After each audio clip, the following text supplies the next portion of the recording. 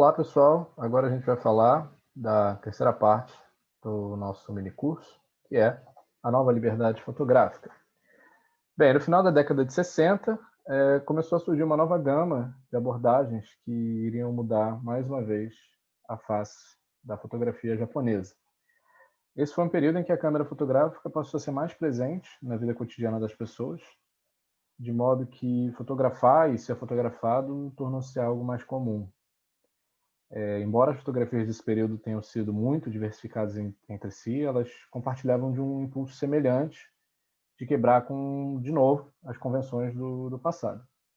A fotografia ela vai se fortalecer mais uma vez como um instrumento de expressão de questões internas do fotógrafo.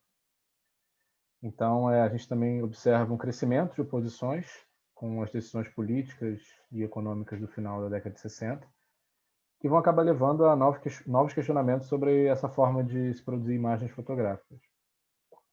A gente vai falar de alguns desses fotógrafos aqui que fizeram parte desse movimento. Existem fotógrafos como o Takuma Nakahira e o Daido Moriyama que são responsáveis por fazer uma redefinição radical da fotografia desse período.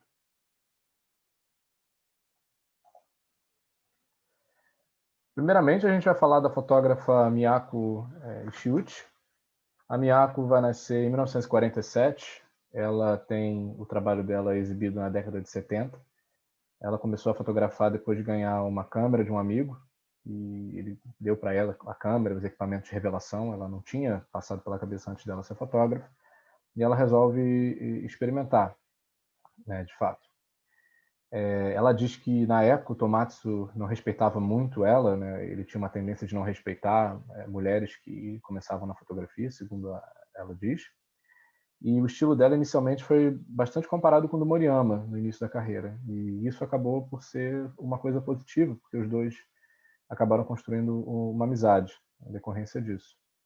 Quando ela teve a exposição individual dela sobre o trabalho História de Yokosuka, que é uma das principais séries dela, ela conta que ela ligou para o Moriyama e falou: "Meu nome é Miyako Ishiuchi e as pessoas pensam que eu sou sua discípula. Por isso, se você quiser, gostaria de convidar para a minha exposição." E aí o Moriyama foi, topou o convite, e ele chegou depois até a escrever um texto no livro História de Yokosuka, que ela publicou posteriormente.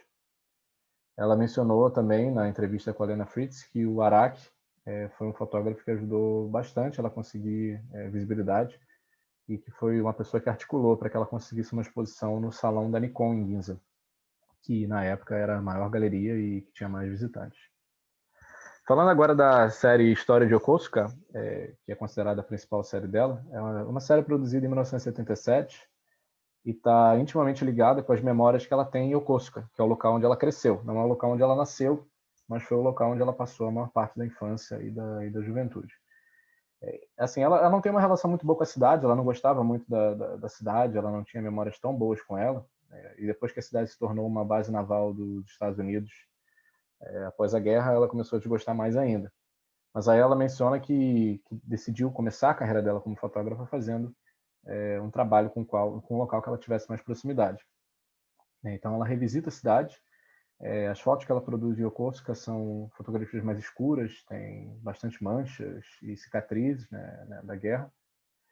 Essa foto aqui é uma imagem em que pode ser, tem uma menina correndo na rua, e na concepção dela pode ser interpretado como uma espécie de autorretrato. Não é bem um autorretrato, mas é como se fosse um espelho de um autorretrato, em que ela lembra da infância dela, quando ela passava por Yokosuka. Essa também é uma imagem da série. Aqui a gente já está começando a perceber uma fotógrafa que está trabalhando com um tema que é extremamente pessoal para ela. É um tema que está ligado bastante com, de fato, a vida dela.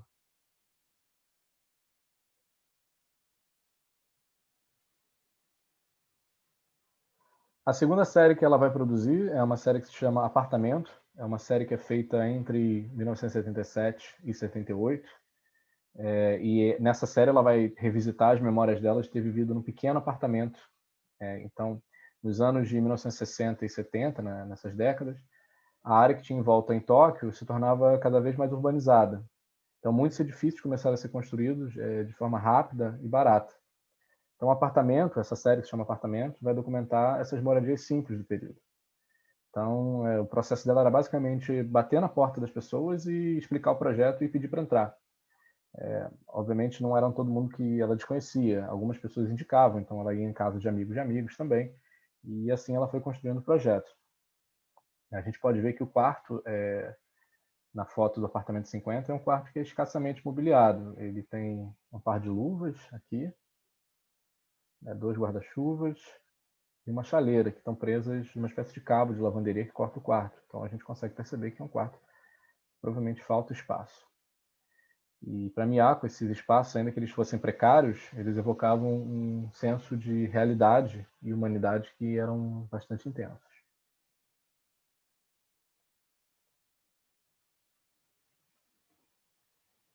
Mais algumas imagens da série. Em 1978, a Ishiuchi vai ganhar o prêmio Kimura-Ire pela série. Isso é uma coisa que eu esqueci de mencionar no primeiro vídeo. 2 dos mais prestigiados prêmios de fotografia que tem no Japão são o prêmio Kimura-Ire e o prêmio Kendomon. São prêmios, que, principalmente o Kimura-Ire, que dão bastante visibilidade para os fotógrafos depois se eles conseguem ganhar. A Miyako foi a primeira mulher a ganhar esse prêmio. Na série Noite Sem Fim, ela continua revisitando locais que são associados à infância dela. Então ela vai retornar em Yokosuka mais uma vez e vai documentar prostíbulos abandonados e o distrito da Luz Vermelha do local. Isso tem a ver com a época da memória da infância dela, em que os pais dela avisavam ela que ela deveria evitar esse distrito da Luz Vermelha. Então ela retorna agora já como adulta e documenta esses espaços. Esse aqui é um prostíbulo abandonado que ela fotografa.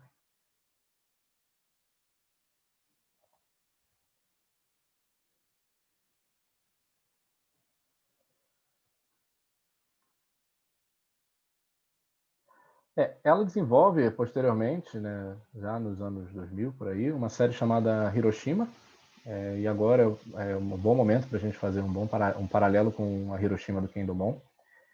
Uma publicação convida para que ela vá para Hiroshima e fotografe os objetos do Museu do Memorial da Paz de Hiroshima. A princípio, a Miyako não fica muito interessada, ela diz que não vê muitos motivos para fotografar Hiroshima, especialmente considerando que muitos fotógrafos já tinham documentado os desastres do pós-guerra. Mas quando ela percebe que ela está diante de uma oportunidade de criar um trabalho mais artístico, mais conceitual em Hiroshima, essa ideia agrada a ela. Então, o trabalho começa como algo comissionado, mas acaba se tornando um projeto pessoal dela. No primeiro momento, ela visita a cidade umas 4 ou 5 vezes no período de um ano para fotografar objetos que pertenceram a pessoas afetadas pela bomba.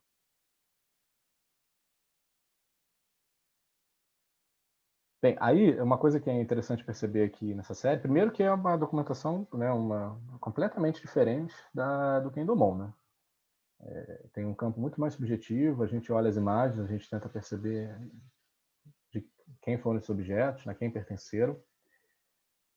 E é uma série que ela possui um enfoque especial na questão do tecido. Ela privilegia, tudo bem que temos objetos como esse relógio, ou como, enfim, até que os outros todos são tecidos, né? Mas isso faz bastante sentido, porque a Miyako, quando era estudante universitária, ela se especializa na universidade em costura e tecido. Então é um tema que agrada ela bastante e a gente consegue perceber que é uma fotógrafa que trabalha com temas que são muito ligados à realidade dela, de uma forma ou de outra.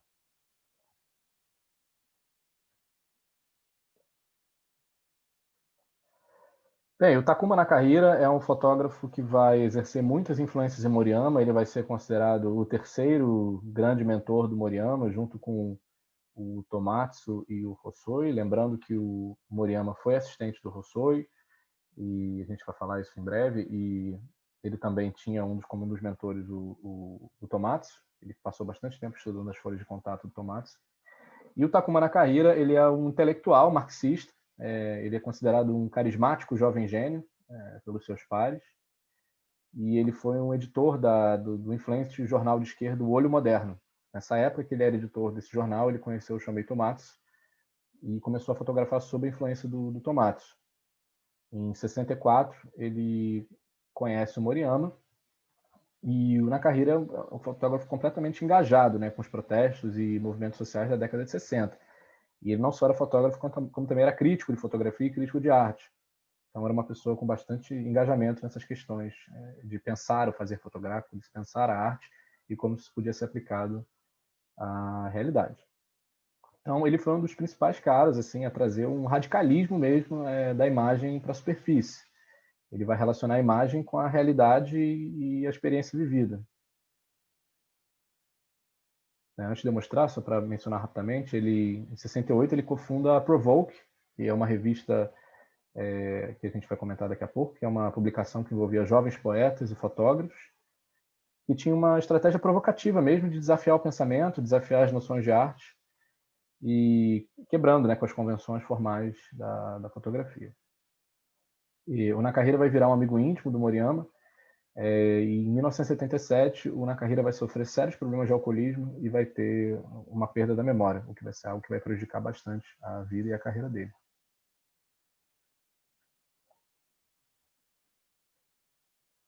Bem, o Nakahira vai lançar um livro chamado Por uma Linguagem que Virá, em 1970, que é um livro considerado lendário, que é um livro que leva ao extremo a noção de que a imagem fotográfica possui uma realidade, possui uma espécie de vida autônoma.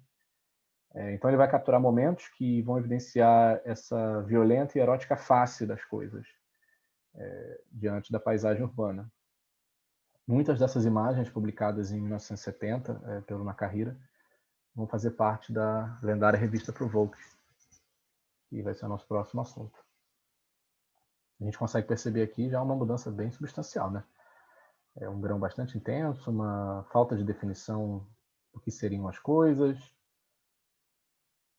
como se ele de fato estivesse procurando uma linguagem que ainda não foi possível alcançar.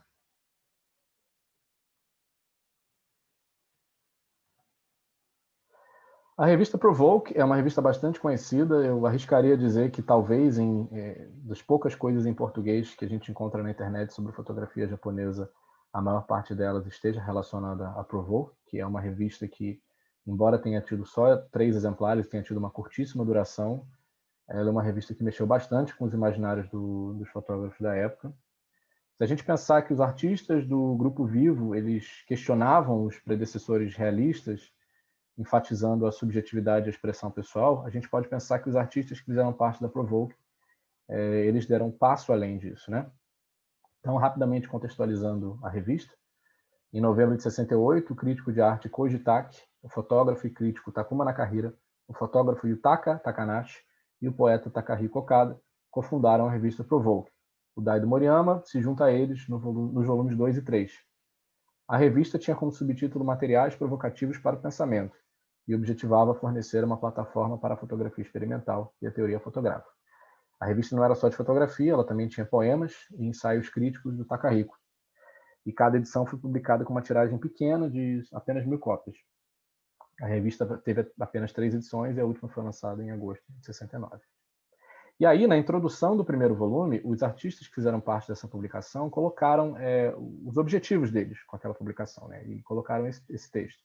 No momento em que a linguagem perdeu sua base material e sua realidade e está simplesmente dançando no espaço, o que recai sobre nós fotógrafos é capturar com nossos próprios olhos os fragmentos da realidade que a linguagem existente não pode agarrar e confrontar agressivamente a linguagem e o pensamento com uma variedade de dados. Bem, como essa afirmação a sugere, né, o objetivo da Provoke era repensar essa rígida relação entre mundo e imagem, né, e criar uma nova linguagem, um novo pensamento. Então, os artistas eles declaram que eles não vão aceitar esse recorte pré-estabelecido do sentido e do pensamento, que eles chamam de um mundo da pseudo-certeza, mas sim eles reduziriam tudo a um espaço vazio no qual pudessem confrontar o mundo em seu estado de nudez. Suas fotografias, eram imagens fragmentadas que demoliram completamente a estética estabelecida e a gramática da fotografia. Então, assim, só para deixar bem claro, a gente não está dizendo que os artistas de antes não estavam contestando a formalidade, a gramática, a estética fotográfica anterior. Na verdade, o que a gente está falando é que a publicação da Provoke, fotógrafos como Nakahira, fotógrafos como Moriyama, eles deram um passo além dessa questão de questionamento sobre os aspectos formais e estéticos da fotografia tida como tradicional, se a gente puder entender a fotografia tradicional como o realismo do Ken Bon. Então aqui, esses são os 3 volumes da revista Provoke, foram publicados respectivamente em novembro de 68, março de 69 e agosto de 69. Na foto aqui não são as revistas assim da primeira edição, são a reimpressão dos volumes pela Nitesha em 2018, que foi que marcou o ano de 50 anos da publicação. Então eles fizeram uma nova reimpressão da revista. Bem, aí uma coisa interessante é que os fotógrafos do Vivo, eles ainda acreditavam que o fotógrafo era uma espécie de indivíduo imerso no mundo e que esse indivíduo ele podia se expressar a partir do fazer fotográfico. Os fotógrafos da Provoke, eles vão buscar romper essa relação entre indivíduo e mundo. Eles, como resultado, eles vão criar imagens que eram ásperas, borradas, fora de foco e muitas vezes incompreensíveis. Então aqui algumas imagens do Yutaka Takanashi, no volume 3 da revista.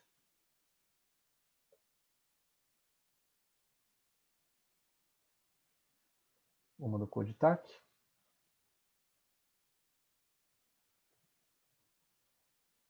Aqui, no caso, é uma imagem que, no caso da publicação, ela abre, né? É como se fosse um livro que abre por dentro. E aí, agora, já começando a puxar o assunto para o Moriyama, que vai ser o último fotógrafo que a gente vai trabalhar no minicurso, e possivelmente, na minha opinião, pelo menos, o mais importante, o que eu gosto mais, o que mais difícil de entender muitas vezes, porque é um fotógrafo que permanece extremamente ativo nos seus mais de 80 anos. A contribuição dele, né, ele começou a integrar a revista a partir do volume 2, então a contribuição dele na Provoke do volume 2 era basicamente um ensaio de nudez que ele fez com uma mulher no motel. E muitas das imagens eram borradas, eram fora de foco ou tinham um contraste bastante intenso. Essa também é uma imagem do volume 2 da Provoke.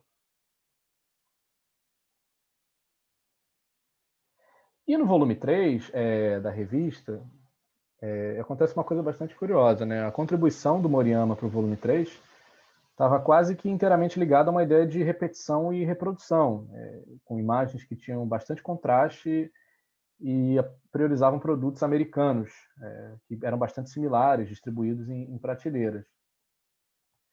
Então aqui a gente já começa a perceber uma ideia de influência da influência do Andy Warhol no trabalho do Moriyama, que era um artista, né, da pop art que trabalhava muito essa questão de sociedade do consumo, de repetição, enfim. Então, assim, uma outra coisa também que eu acho importante a gente falar, antes que a gente comece a falar efetivamente do Moriyama, é que o Moriyama é um fotógrafo que nasce em 1938, então ele era uma criança, né, nos anos do pós-guerra e da ocupação. Então ele foi se desenvolvendo como fotógrafo em um momento mais propício a um estilo desapegado dessa representação objetiva da realidade.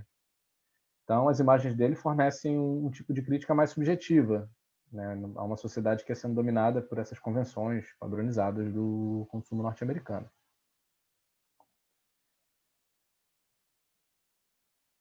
Então a gente vai comentar daqui a pouco as influências que o Andy Warhol exerceu no Moriyama. Como eu falei, o Moriyama nasce em 1938, em Ikeda, na cidade de Osaka. Então, depois de trabalhar como designer gráfico assistente no estúdio fotográfico em Osaka, ele se muda para Tóquio em 1961. Então, ele começa a trabalhar no escritório do Grupo Vivo, quando o grupo já está se dissolvendo, e ele acaba se tornando assistente do Eiko Hossoi, quando o grupo se dissolve.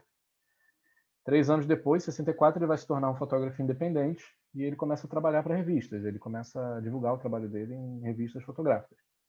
É importante ressaltar, e talvez vocês já tenham percebido, que as revistas fotográficas tinham uma influência muito forte na divulgação do trabalho de jovens fotógrafos e fotógrafos emergentes no Japão. Bem, em 1968, o Moriyama ele vai se juntar ao Nakahira, ao Takanashi, ao Takahiko na produção da Provoke. O Nakahira ele era o melhor amigo do Moriyama na época, né? Ele que convida o Moriyama para participar da Provoke. E eles eram meio que rivais também, né? Eles tinham um estilo semelhante e tal, mas eram fotógrafos que se respeitavam e se gostavam muito. O Moriyama declarou a Provoke, ela tinha uma espécie de slogan político assim junto dela, né? Ela tinha uma proposta bem engajada e ativa nesse ponto. E o Moriyama ele meio que não gostava um pouco dessa ideia do slogan político que a revista trazia, mas ele caía dentro e aceitou fazer parte. Um fotógrafo que inspirou também muito o Moriyama foi William Klein, o mesmo fotógrafo que inspirou o Vivo no livro dele New York, de 1956. Então, o Klein, né, no livro New York, ele usava uns ângulos bem peculiares, ele tinha imagens fora de foco, ele captava a vitalidade da cidade de Nova York, né, com esse trabalho dele. Mas os críticos, na época, começaram a comparar o trabalho do Klein com o Moriyama, né, e o trabalho do Klein ele tinha um objetivo mais de capturar uma dinâmica da vida urbana de uma maneira direta. Era uma técnica pictórica mesmo, né, de criar uma documentação precisa dos locais que ele frequentava. O Moriyama, por sua vez, era um cara que não tinha um interesse tão aberto assim em criar trabalhos documentais sobre lugares específicos que ele frequentava. E a gente vai desenvolver essa reflexão nos próximos slides. Antes que a gente fale assim da primeira publicação do Moriyama, que é o Japão, o Teatro Fotográfico, é importante a gente ressaltar novamente que o Moriyama ele foi muito inspirado pelo Shombei Tomatsu. Ele ficou muito tempo estudando as folhas de contato do Tomatsu para compreender o estilo dele, para compreender o método que o Tomatsu utilizava. E ele também foi influenciado pelo Hosoi, mas numa entrevista ele declarou que o impacto do Tomatsu na estética dele acabou sendo maior, né, considerando que o Tomatsu era um fotógrafo mais da rua, do acaso, enquanto o Hosoi ele construía mais as cenas, né?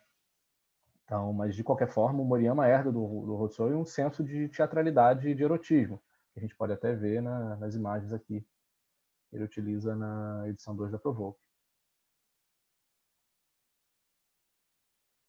Bem, então essa ideia do teatral, essa ideia do oculto, do erótico, foram temas que influenciaram não só a fotografia, mas influenciaram muito a cultura da década de 60 e acabaram influenciando também o trabalho do Moriyama.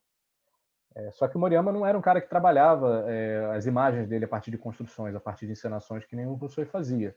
Na verdade, a teatralidade que o Moriyama encontrou e que herdou do trabalho do Hosoi e adaptou, ele encontrava na erupção das ruas, na paisagem urbana, nos bares de Yokosuka, nos arredores de Tóquio e nos bastidores dos teatros de Kabuki.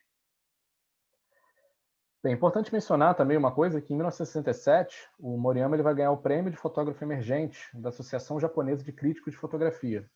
A série dele que é premiada é uma série de fotografias granuladas e muito escuras que são publicadas na revista Câmera Mainichi. É a partir desse momento que os críticos começam a definir o estilo do Moriyama como are-bure bokeh, que na tradução em português ficaria como granulado, borrado, fora de foco.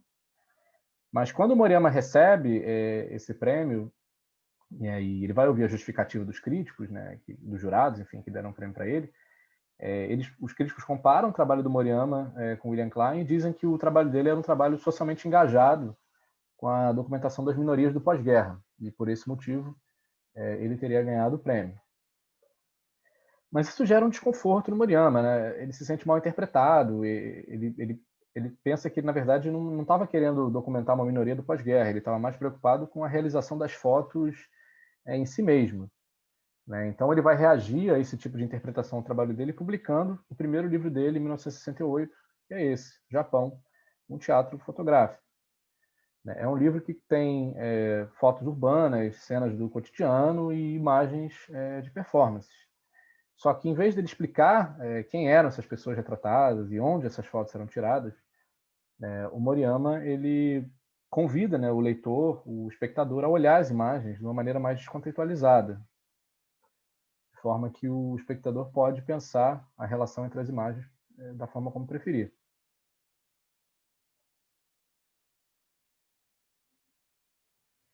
O Moriyama, em 64, ele vai conhecer também um dramaturgo chamado Shuji Terayama, que é um dramaturgo que era bastante famoso no Japão, e o Terayama vai escrever uma espécie de poema em prosa no prefácio desse livro.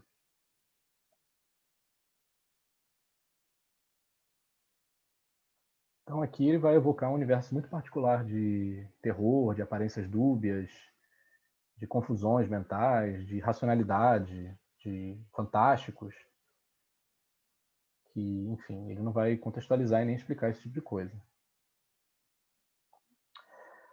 Bem, antes que a gente fale dessas tendências no trabalho do Moriyama, né, da série Acidente, da série Escândalo e das apropriações, eu acho que é interessante a gente avaliar o estilo do Moriyama e como esse estilo é tão único e tão singular. Então, o estilo dele vai se caracterizar por inovações que são muito experimentais, que vão se distanciar muito dessa estética do realismo fotográfico encabeçado pelo Domon e outros fotógrafos do pós-guerra. Então, para o Moriyama, ele vai dizer que a fotografia ela não deveria buscar a representação de um contexto coerente, mas sim existir por si mesma. Isso justamente foi o que ele falou, né, sobre o trabalho dele depois que ele recebeu o prêmio. Né, era o que ele estava tentando falar com esse livro do Japan a Photo Theatre, né, Japão Teatro Fotográfico. E a fotografia ela existia por ela mesma, ela não precisava necessariamente ter um sentido ou um conceito.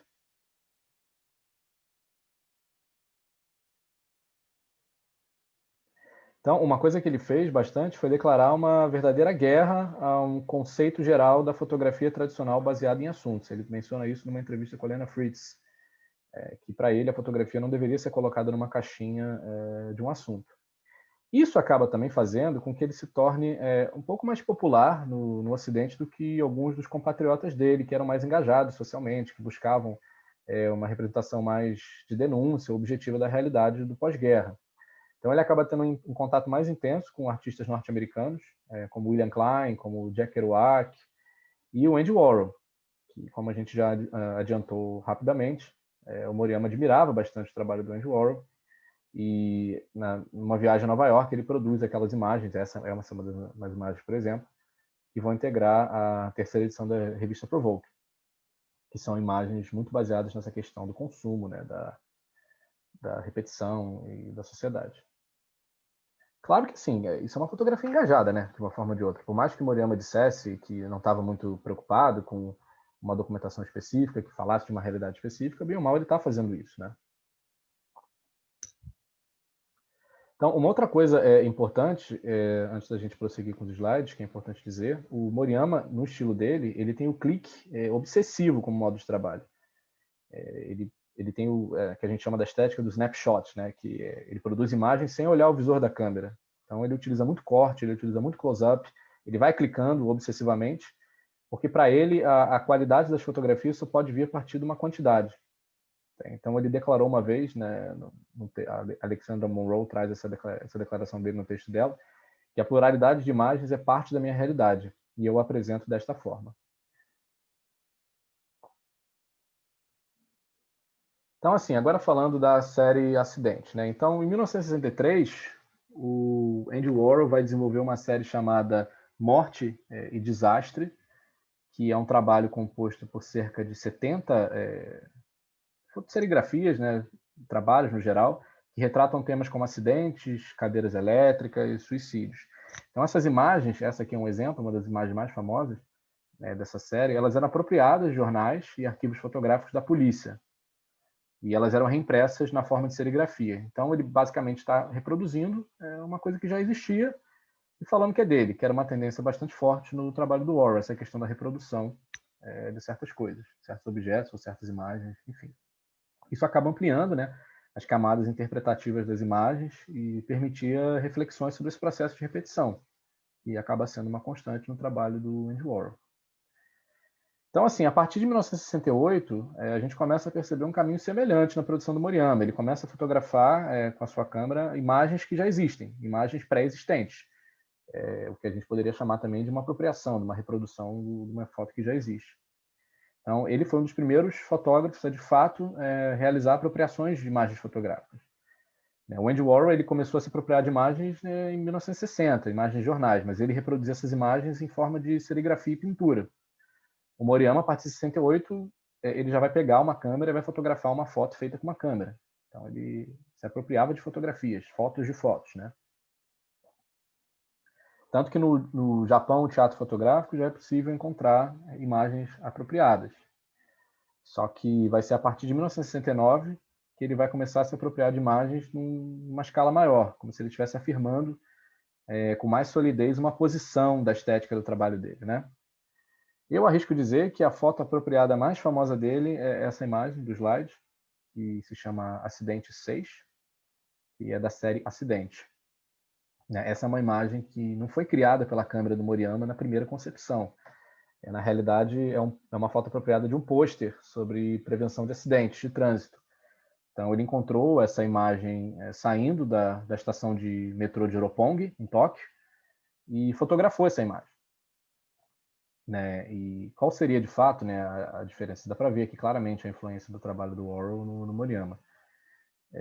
Mas a gente percebe que enquanto na imagem do Warhol a gente vê, né, nas serigrafias que ele produziu nessa série, a gente vê momentos que se repetem e se relacionam com a questão da morte, o Moriyama ele incluiu o elemento humano na série dele. Ele coloca figuras humanas que testemunham esses eventos e sentem o resultado da tragédia. Tem uma entrevista muito legal com a Lena Fritz, que o Moriyama conta a história completa dessa imagem, né? Então, ele basicamente explica que o mundo que ele vivia parecia muito incidental e acidental para ele, né? E a inspiração para essa série, na época que ele estava fazendo isso, a guerra do Vietnã estava no ponto mais alto, e ele observava imagens de violência o tempo todo na televisão, até que teve o assassinato do Robert Kennedy e todos os jornais começaram a falar daquilo, e ele ficou muito chocado com aquela situação, ele achou muito doido tudo isso, e aí ele teve a ideia de produzir essa série chamada Acidente. E aí a Lena pergunta para ele onde é que ele achou essa foto exatamente, aí ele explica isso aí que eu já expliquei anteriormente. E uma coisa curiosa que acontece é que, embora o Moriyama tenha fotografado essa imagem e levado essa imagem para si, se apropriado dessa imagem, depois que ele ia publicar essa foto no jornal Asahi, ele voltou no local para pedir permissão.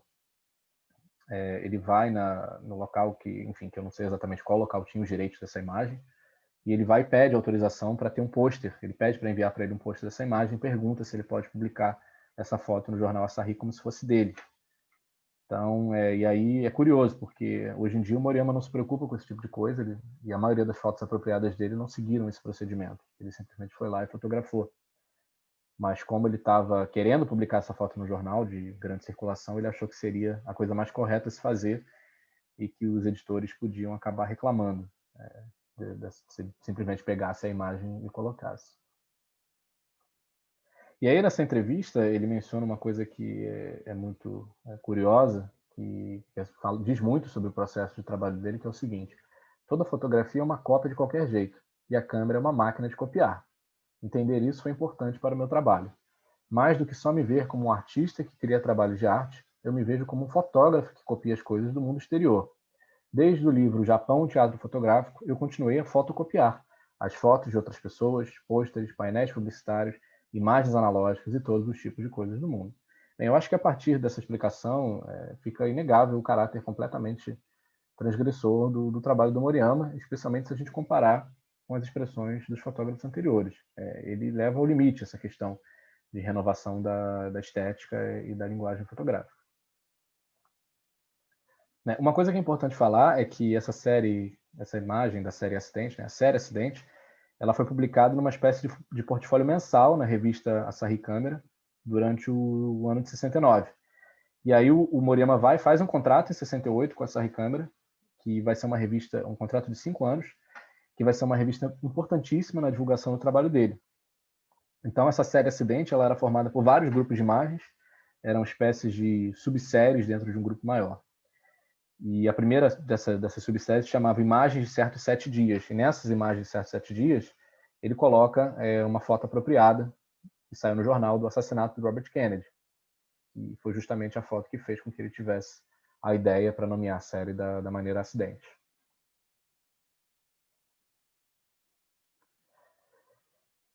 Em 1970, o Moriyama vai ter uma das principais exposições dele. Ele já estava com uma certa fama no Japão, que a revista Asahi Camera ajudou a alavancar bastante o trabalho dele. Em 1970, ela publica o trabalho dele na capa durante o ano inteiro.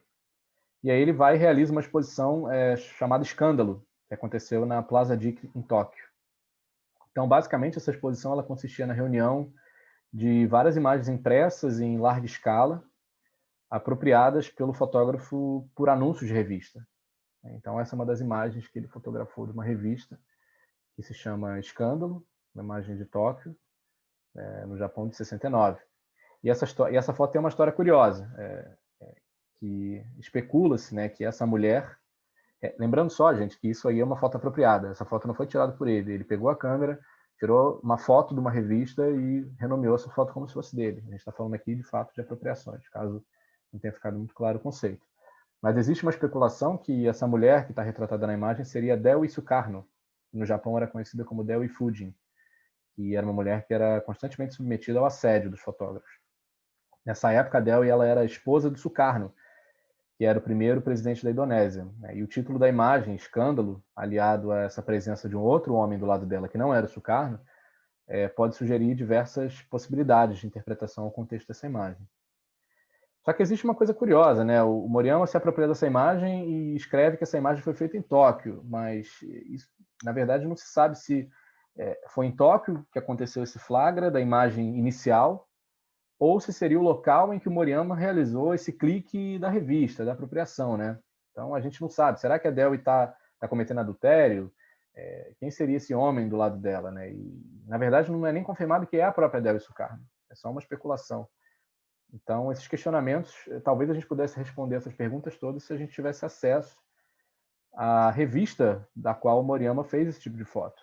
Mas se a gente considerar que para o Moriyama as apropriações, as fotos de fotos, é tudo parte da realidade, essa discussão talvez nem tenha tanto sentido. Se a gente for considerar a busca por uma verdade dessa imagem, não tem nenhuma importância no contexto do Moriyama, não tem nenhuma importância para o trabalho do Moriyama, o que é uma quebra, uma ruptura muito significativa se a gente considerar uma preocupação muito forte com a realidade, com a autoria, com a originalidade que se tinha nos movimentos anteriores. Bem, eu queria falar um pouco agora sobre como o Moriyama encara a ideia de originalidade e de copyright. No livro dele, How I Take Photographs, né, Como Eu Tiro Fotografias, ele menciona expressamente o que ele pensa sobre essa ideia de copyright. Né? Copyright está relacionado à ideia de direitos de autor.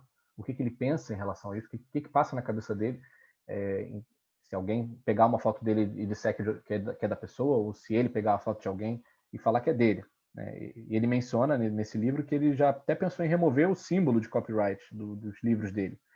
E ele sabe que esse tipo de coisa ia gerar problema com os editores, que ele teria problemas, mas na opinião dele, ele pensa que todo mundo devia ser livre para copiar o que quisesse, porque a fotografia por si só é uma cópia. Então, para ele, esse papo de que, mas a fotografia tem que ter originalidade, a fotografia é importante proteger o direito de autor, é uma coisa que ele não faz muito sentido na lógica dele. Bem, então ele defende essa ideia de cópia livre do trabalho dele, mas ele sabe que ele ia ter que enfrentar uma batalha muito forte. É curioso a gente lembrar que naquela imagem do acidente ele pediu autorização, mas essa autorização que ele pede não é motivada por uma questão ética necessariamente dele, é baseado por uma questão de não querer ter confusão com os editores da revista. Então é mais uma espécie de precaução, né? A gente está falando aqui de uma questão de direitos de autor no mundo que é completamente digitalizado, no mundo em que as violações de direitos autorais acontecem o tempo inteiro e é muito difícil a gente controlar esse tipo de coisa, né?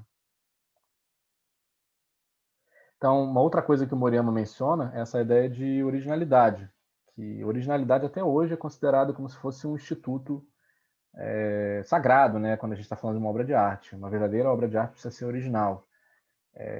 Enfim, e o Moriyama diversas vezes já mencionou que isso não faz muita diferença para ele. Numa entrevista muito famosa dele com Takuma Nakahira, que se chama Livre-se da Palavra Fotografia, ele vai definir mais ou menos quais são os parâmetros essenciais para ele no processo de construção da sua imagem. Então é importante a gente perceber que para o Moriyama, as coisas que aparecem na frente dele, as situações que se dão na frente dele, as situações que ele fotografa, existem. Ele coloca uma hierarquia, não é uma hierarquia, na verdade, não tem hierarquia, é uma relação igualitária, uma relação equivalente. Então ele não faz uma hierarquia de temas, ele não diz esse tema é mais importante que esse na minha fotografia. Então ele tem uma determinação muito forte em negar os valores que são atribuídos a uma fotografia.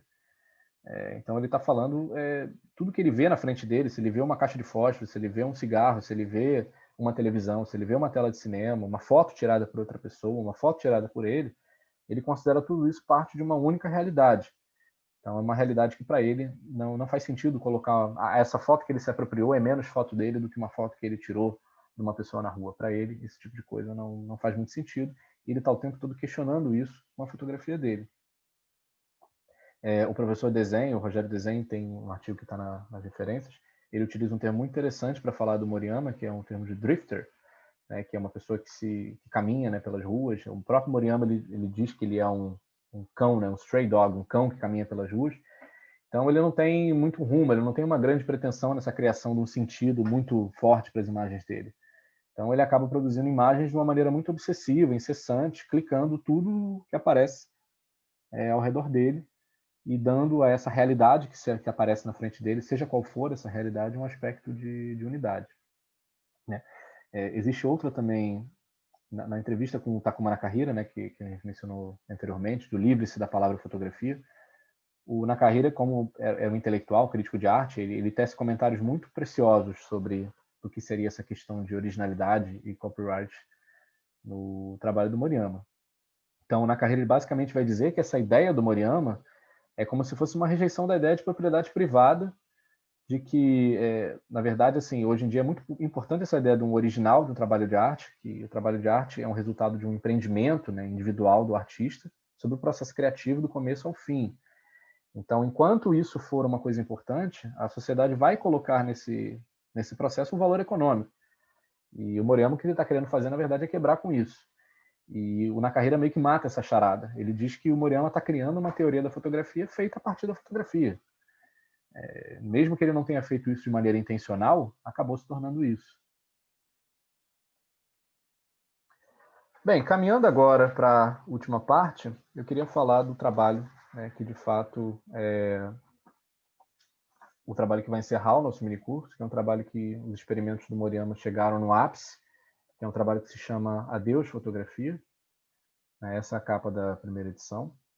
Bem, então, esses experimentos alternativos e provocativos do Moriyama vão alcançar esse ponto alto em 1972, com a publicação do livro Shashin Yo Sayonara, Adeus Fotografia, que é considerado por muitas pessoas o seu trabalho mais importante. Então, ele coloca assim, ele percebe que essa experiência dele de uma fotografia fora desses padrões canônicos tinha sido bem sucedida na Provoke, tinha sido bem sucedido nos livros anteriores dele, e aí ele segue com esses extremos, uma inspiração praticamente nihilista mesmo, de considerar, declarar Deus à fotografia. Então, esse aqui é um livro que é comumente lembrado como um livro de imagens pouco nítidas, marcadas pela falta de foco, pelo grau intenso, né, pelo contraste elevado, por muitos borrões. E é uma coisa importante de perceber que essa também é uma publicação que tem muitas imagens apropriadas. Essa especificamente é uma imagem que a gente consegue perceber isso pelos pontinhos aqui, né? Muito provavelmente foi uma imagem fotografada direto do jornal. Então, esse acaba sendo um livro que intensifica esse debate de autoria imagética que tinha sido introduzido anos antes pelo Moriyama. Né? Na verdade, tinha sido introduzido desde a primeira publicação dele. Se a gente considerar que, desde a primeira publicação dele, ele já estava produzindo, colocando imagens apropriadas nas suas publicações. Então, existem muitas imagens nesse livro também que são frutos de exposições acidentais. Muitas delas vão ser close-ups também, como essa, né, que são impressas em imagens, que são close-ups de imagens impressas em baixa qualidade, tanto que a gente vê os pontos de tinta.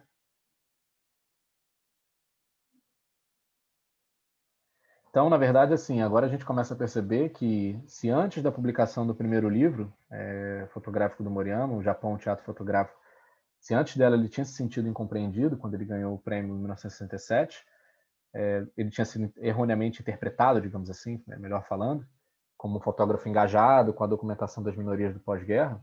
Quando ele publica o Adeus Fotografia, ele alcança finalmente a pretensão que ele estava querendo desde o início, que era uma condição de incompreensibilidade mesmo.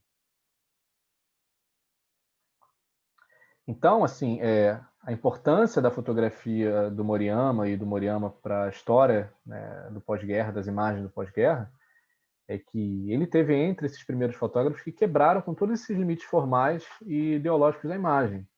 Ele formou um estilo inteiramente próprio.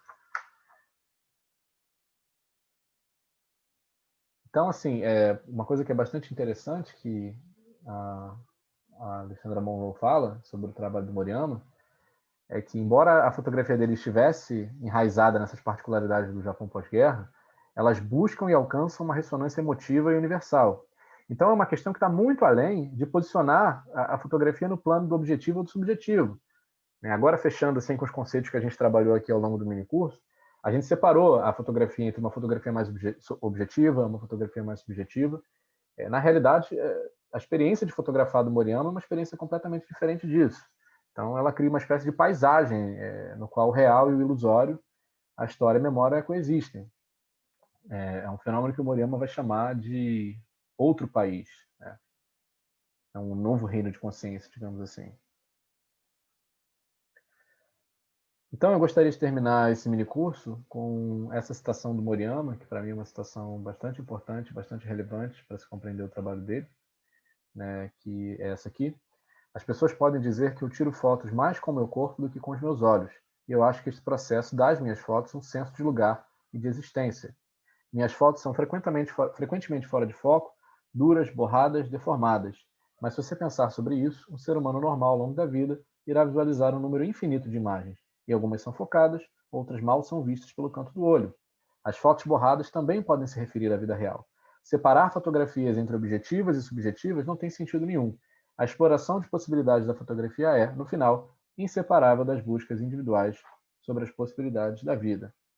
Então, isso é uma coisa que assim, esse tipo de, essa menção aqui no caso, né, esse trecho do Moriyama foi publicado num ensaio chamado A Câmera como Forma de Confirmar o Eu, e para mim é muito significativo estar encerrando o curso com o trabalho do Moriyama e com essa citação, porque ela meio que puxa os conceitos que a gente estava trabalhando em objetivo e subjetivo, e a gente mostra como esse fotógrafo, que continua extremamente ativo nos dias de hoje, produz um tipo de imagem que muitas vezes é difícil de categorizar, é muito difícil colocar numa caixinha e dizer que o tipo de fotografia dele advoga determinada coisa, X ou Y. Bem, deixo aqui as referências do trabalho. Espero que vocês tenham gostado. Espero que tenha sido proveitoso para todos vocês. E quero agradecer novamente ao Nejap e as pessoas que me permitiram, né, fazer esse mini curso, que me ajudaram. E é isso. Muito obrigado por tudo. Espero que gostem.